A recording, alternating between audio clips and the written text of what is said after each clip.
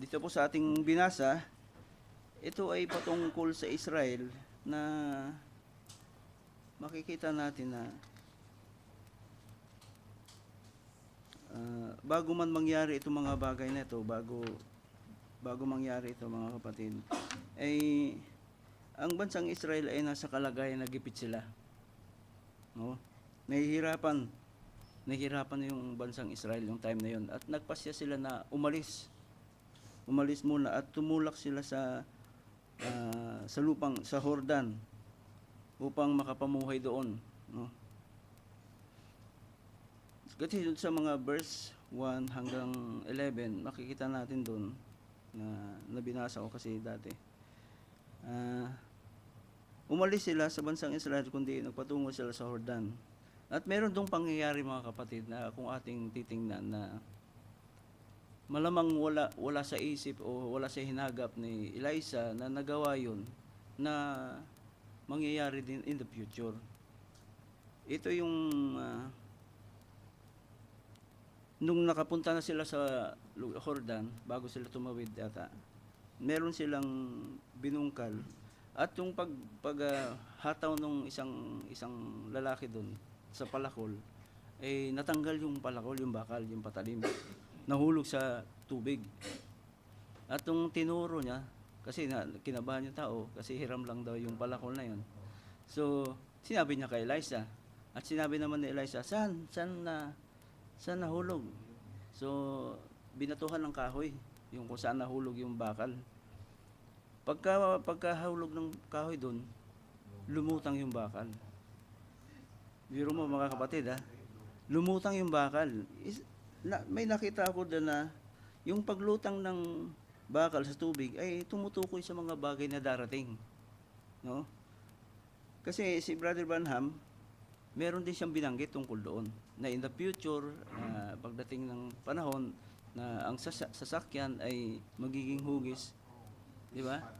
O may mga bakal na lilipad at yung mga sasakyan magiging hugis, hugis niya. So, nakita ni Brother Branham yun na mangyayari. Itong si Elisha, wala siyang kamalay-malay na mangyayari yun, pero napalutang yun yung bakal sa pamagitan ng kapangyarihan ng Diyos. Di ba? So, makita natin doon na kayang palutangin ng Diyos kung anong mabibigat na bagay na hindi gamit ang sensya. Amen. Na pansinin natin nung doon sa aklat ng Genesis, nung pagpili ni Adam at ni Eva doon sa pagkain ng mabuti at masama, nagsimula yung lahat ng pag-unlad sa sensya ng tao. Kasi ang nakaimbento ng mga gamit ay yung lahi ni Cain, di ba?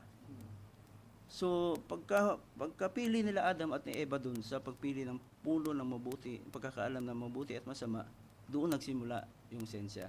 Doon lumago yung sensya. Kaya, ginagamit ang sensya, pinalutang ng mga matatalinong taong ito ang bakal. Di ba? Gamit ang sensya, hindi gamit ang kapangyarihan ng Diyos. So makita natin yung kaibahan na ang Diyos, sabi nga sa New Testament, kung meron kayong singliit ng butil na mustasa ng pananampalataya, kaya niya ilipat yung bundok o yung isla. Ganon, di ba? Kung meron lang kayong, hindi mo na kailangan pumunta ng Bible school, hindi mo pumunta mag-eskwela ka o magpakabihasa ka para lang mapalutang mo yung bakal. Kundi sa pamagitan lang ng pananampalataya, magagawa mo yon. Kasi ang Biblia nagpatunay na nagawa yon. No, walang kamalay-malay ni Elisha na mangyayari in the future yon. Malamang doon din nagkaroon ng idea yung mga lahi ni Cain na gano'n ang mangyayari, na pwede nilang gawin yun, na ang bakal pwede na lumipad. No? Sa isang banda, yung pagkakapili ng mabuti at masama sa isang banda, mabuti siya. No? Kasi bakit? Yung barko, nagagamit nating sasakyan para makatawid tayo sa isang lugar. Yung eroplano na nasasakyan natin para makaparating tayo dito. Di ba? Yung kutsilyo nga, gaya kanina, isang mabuting bagay kung gagamitin sa mabuti. Pero yung barko, yung eroplano na ginawang ah, gamitin pang sasakyan para makatawid, ginagamit din naman pang gera. So ginamit din sa masama. So nandun yung attribute, di ba? Yung mabuti at saka yung masama. Nandoon, ginamit din yung eroplano, ginagamit din pang gera. So mabuti siya para ang isang tao makarating sa isang lugar, pero at the same time ginagamit siya pang gera, pampuksa ng mga kalaban. So andun yung attribute, yung pagkakapili na Adam at Eva, andun lumabas yung attribute na yun na mabuti at masama. Pero kung ang napili lang ay yung buti yung mabuti lang, wala, hindi sila nagkasala, wala yun eh. Wala lahat ng ito eh. Pero hinayaan ng Diyos to dahil meron siyang plano, kailangang lumitaw, may panganak yung kanyang bugtong na anak. Which is, kung atong titingnan, nakita ng Diyos to. Noon pa man sa kanyang kaisipan, alam niya na. He was looking the things that will happen in the future. So, bago mangyari yun, yun yung mga kaganapan na merong gustong ipahatid sa atin na yung pagkakapili ng mabuti at masama ay may kinahinatnan na sa isang side merong mabuti at sa isang side masama rin.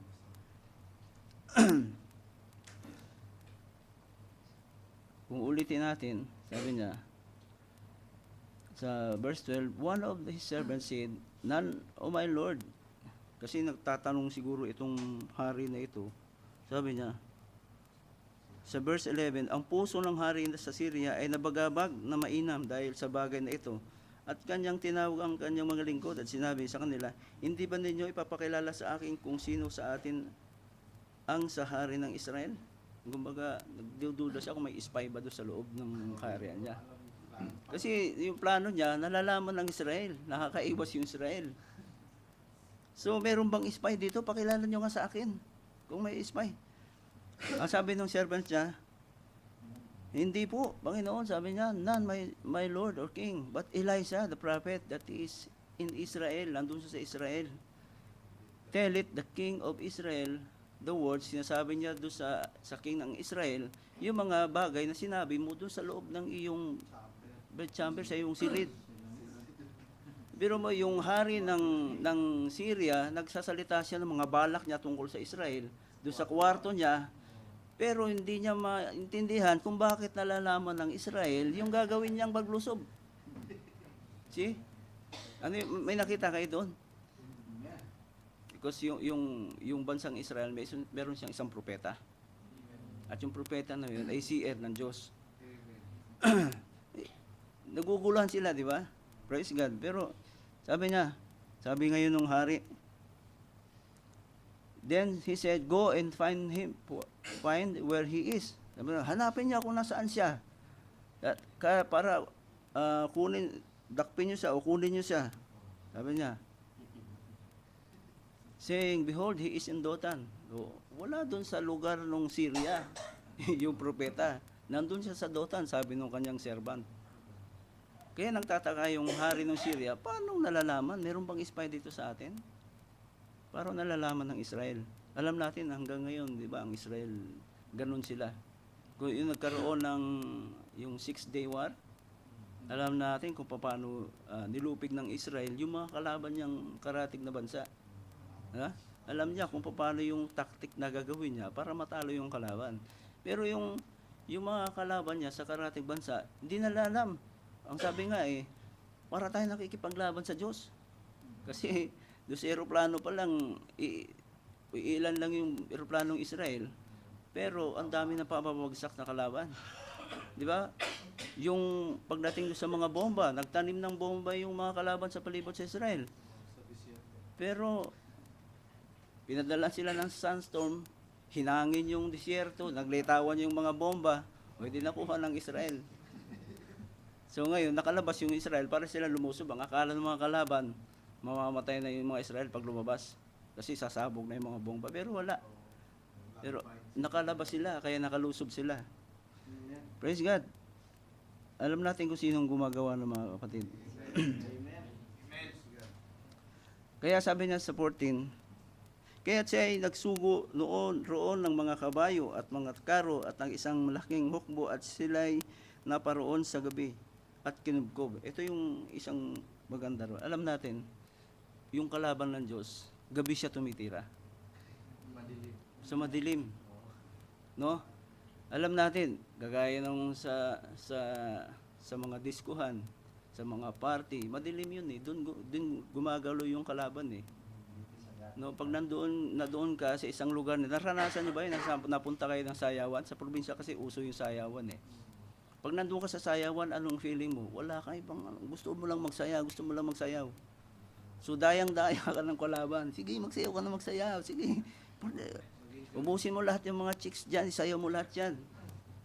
'Di ba? Andun yung pag-aano nung kalaban sa isip mo. No? Yung pagdodominante ng kalaban sa isip mo. Doon siya gumagalaw. Hindi inaalis niya yung baka yung nanay ko nag-aalala na, hinahanap na ako ah. Baka yung asawa ko, hinahanap na ako, yung mga anak ko. Wala palang gata si baby, kailangan ko pa lang bumili. Wala yun sa isip mo. Pag nandun ka na sa sayawan, wala lahat yun. Kundi ang gagawin mo, magsaya. Ganun siya gumalaw. Parang bibigay sa lahat sa iyo ng kalay. Sige, akong bahala sa pamilya mo. Akong bahala kay mama mo. Sige, masayaw ka lang dyan. Akong bahala sa iyo. Ganun siya kung mag-offer ng pandaraya. So alam natin na ang kalaban gabi. Obvious na obvious pag gabi, alam natin na ito na naman yung mga yung mga mababa ang lipat, ang pipila naman papunta sa diskuhan. Alam mo kasi. Pero what about sa umaga? Gumagalaw ba ang kalaban sa umaga? Dito sa church, gumagalaw ba yung kalaban? Nawa dito, wala no. Dapat ma-discern natin kung kalaban mo yung gumagalaw o hindi. Ma-discern natin kung tayo ba inaatake ng kalaban o hindi. Tanda natin, sabi ng Biblia, siya man ay nagkukunwariling lingkod. Tumatayo sa pulpito. Di ba? So hindi mo siya akalain na siya ay lingkod ng Diyos. Hindi mo siya akalain na siya lingkod ng Diyos. Kasi ginagamit ang salita ng Diyos para sa kanyang sariling kapakanan. So hindi lang sa gabi, kundi sa umaga rin. Kundi ang mga mananampalataya, dinadaya niya. Ang mga tumatayo, dinadaya ng kalaban. Sa madilim na katuruan, miski umaga, basta nandun ka sa madilim na kuruan, nandun yung kalaban, nandadaya.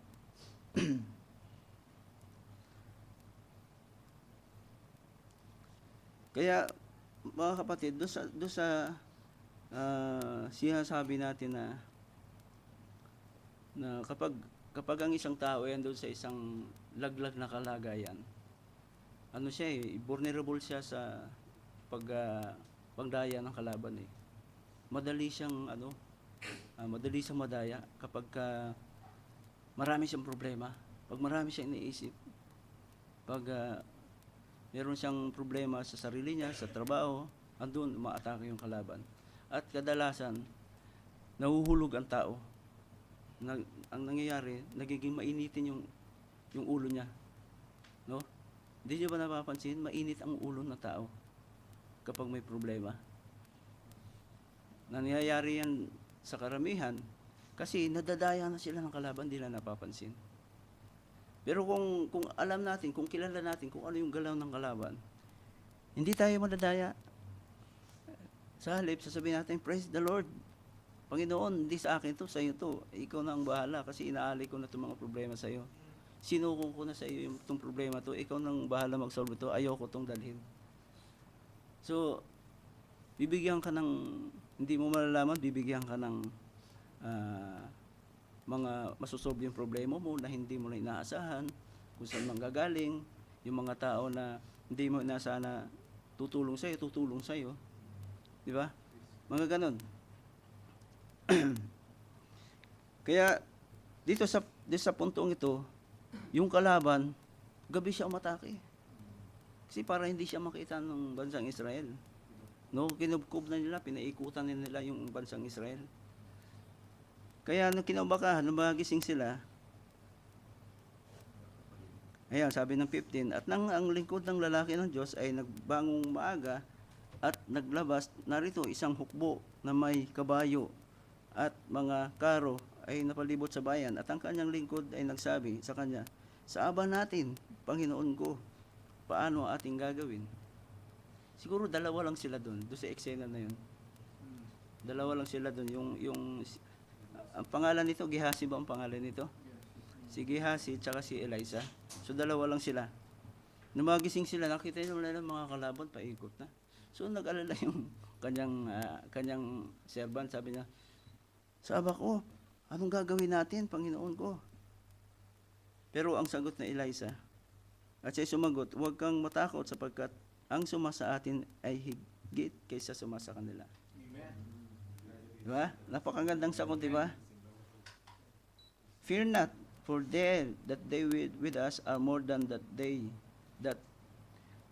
be with them. Mas malakas yung nasa atin kaysa yung sa kanila. Hindi natakot si Elisa. No, si Eliseo hindi siya natakot. Ngayon, pag sabi na, at si Eliseo ay nanalangin at nagsabi, idinadalangin ko sa iyo, Panginoon, na idilat ang kanyang mga mata.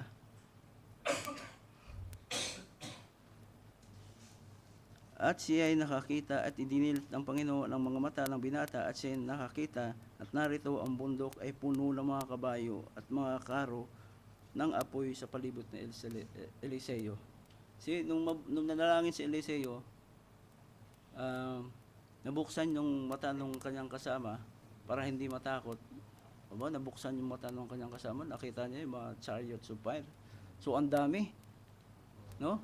Pero si Eliseo, bagamat hindi siya nanalangin na buksan ang kanyang mata, alam niya na marami siyang kakampi kaysa dun sa mga kalaban niya. So, yun yung kaibahan ng propeta ng Diyos, di ba? Kasi seer siya eh. Seer siya, so nakikita niya yung mga bagay sa hinaharap. Doon sa servant, wala siyang kamalay-malay, wala siyang kalam. So, ganoon din sa atin mga kapatid na tayo ay binuksan, pagbubuksan ng Diyos sa mga kaunawaan. Kung si Eliza, nakikita niya yung mga darating, sa atin ba, hindi natin nakikita yung mga darating? Doon sa looking for the unseen, meron dalawang bagay kasi yan eh. Isang natural or temporal at merong isang spiritual. Yung natural, ito yung mga bagay na nandito sa mundo na mangyayari paling literally sa darating na panahon. Mga temporal yun.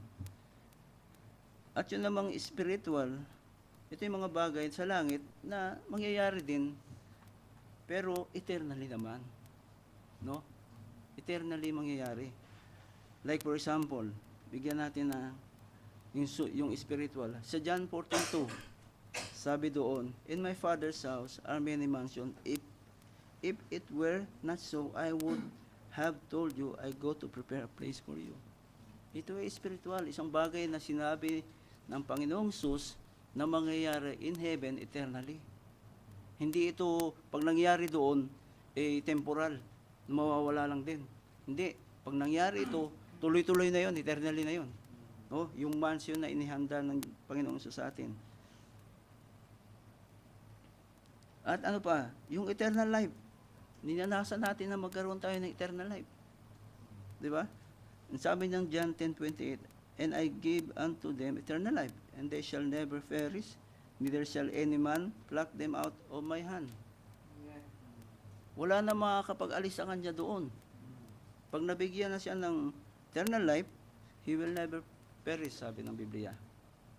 At wala na makakaalis sa kanya doon. Iyon yung mga bagay na spiritual na mangyayari sa langit at eternal na.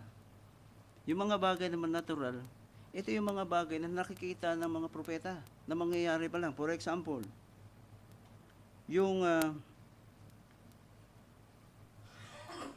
nangyari kay propeta Elijah, di ba, nung sa Malakay, nung sinabi ng Malakay na sabi niya rito, Malakay 4:6, and he shall turn the hearts of the father unto the children. Ito ay prophecy. Ito ay mga bagay na darating na hindi pa nila nakikita actually nung sinabi ito. Pero mangyayari ito in the future. At ito temporal lang din. Di ba? Kasi nandito sa mundo eh. Pero nangyari yon literally, na ibinalik yung puso ng mga father dun sa kanya mga children. No? Tama ba yung, hindi ba nagkabaliktad? Hindi, hindi pa po total na ibalik, pero yung iba nakatanggap kasi. Yung iba nakatanggap, pero hindi lahat. Hindi, kaya nga sabi ng Romans 11:25, hindi kayo ibig na kayo mga kapatid na hindi makaalam ng mga hiwagang ito, sapagkat ang isang bahagi ng pagkabulog ay nangyari sa Israel hanggang sa mapuno ang bilang ng mga hintil. So, isang parte lang yun sa kanila. No? Pero may naibalik. No? Kasi may mga tumanggap naman eh. May tumanggap naman sa Panginoong Diyos eh, pero hindi lahat. No? Kaya yung pag may isang parte na yon nangyari at meron pang isang parte na mangyayari din. Ang gagamitin din isang Elijah sa ibang ages naman na mangyayari, which is sa time natin. Yung puso ng mga anak ay ibabalik doon sa mga father, which is yung mga Hudyo o mga apostol. Babalik yung ating pananampalataya doon sa pananampalataya yung tinanggap nila. Kasi mula nung magkahiwalay ang mga Hudyo na scattered, yung mga hintil, nagkaiba rin yung tinanggap, iba-iba na rin yung tinanggap eh. Lumitaw yung Catholic, tapos nagkaroon ng sanga-sanga, Protestant, di ba? So hanggang sa panahon natin, nagkaiba-iba na yung turo tinanggap natin. Kaya ngayon, natutural lang na merong papadala ang Diyos na propeta na si para maibalik yung ating pananampalataya doon sa pananampalataya ng mga apostol. Amen?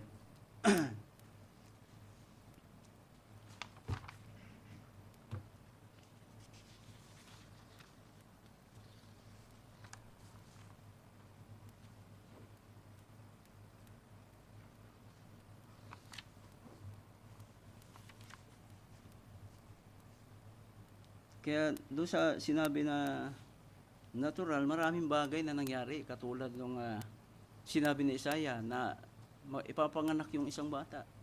Eh yun ay nakita ni Isaiah. Kasi si Isaiah propeta. So he was looking to the unseen. He was looking to the unseen na mangyayari naturally in the future na ipapanganak yung isang bata. Nangyari yun. At yun ay temporal. Kasi lumipas eh. Nagkaroon ng katapusan eh. So temporal 'yon. Maraming mga bagay na nangyayari sa Biblia na divinely foreordained ng Diyos. At kapag foreordained ng Diyos, may kalakip na gift. 'Di ba? Sa mga propeta, foreordained sila ng Diyos at may mga gifts sila. Healing, prophecy, discernment, 'di ba? So sa atin, alam na ng Diyos kasi ito eh. Lahat ang original na ng mga ito ay ang Diyos. Kaya si ang Diyos, nakita niya na yung mangyayari sa hinaharap.